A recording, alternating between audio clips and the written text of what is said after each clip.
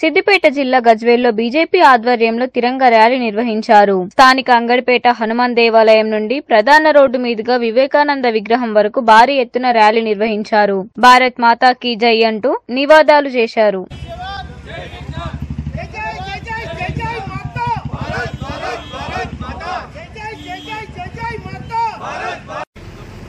వారి కండ్ల ముందే వారి యొక్క పసుపు కుంకుమలైతే తూడిపేసినారో ఈ ఉగ్ర మూకలు ఎవరైతే ఉన్నారో ఆ ఉగ్ర మూకలని మన యొక్క ప్రధానమంత్రి నరేంద్ర మోదీ గారు 140 కోట్ల ప్రజల యొక్క ఆకాంక్షల మేరకు తాను ఈ యొక్క ఆపరేషన్ సింధూర్ అనేటువంటిది ఒక ఆపరేషన్ చరిత్రలో, భారతదేశ చరిత్రలో ఎప్పుడు జరగనటువంటి ఒక ఆపరేషన్ ని నరేంద్ర మోదీ గారు స్టార్ట్ చేస్తున్నారు.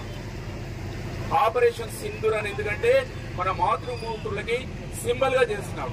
గజ్వేల్లో తిరంగ యాత్ర విజయవంతం చేసిన ప్రతి ఒక్కరికి ధన్యవాదాలు.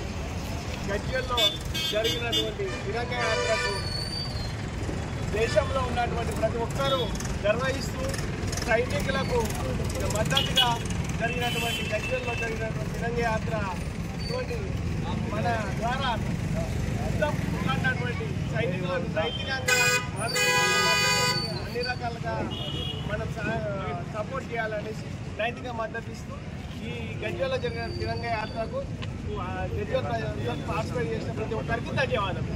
సామర్థ్యాలను చూపించి 20 నిమిషాల్లో పట్టినే శత్రు దేశానికి సంబంధించినటువంటి 9 ఉగ్రవాద స్థావరాలను ఓన్లీ 20 మినిట్స్ లో ధ్వంసం చేసి మన భారతదేశ సైనిక శక్తిని ప్రదర్శించి, అలాగే ఇంతకుముందుకు వెంకటరమణ చెప్పినట్టు పాకిస్తాన్ లో ఉన్నటువంటి ఎయిర్ బేస్లను కూడా 9 ఎయిర్ బేస్లను కూడా ధ్వంసం చేసినారు. అంటే యుద్ధం 3 రోజులు జరిగితే 3 రోజుల యుద్ధంలో పాకిస్తాన్ సైన్యాధ్యక్షుడు పారిపోయిండు, పాకిస్తాన్ దేశ అధ్యక్షుడు అండర్ గ్రౌండ్కి వెళ్ళిపోయాడు.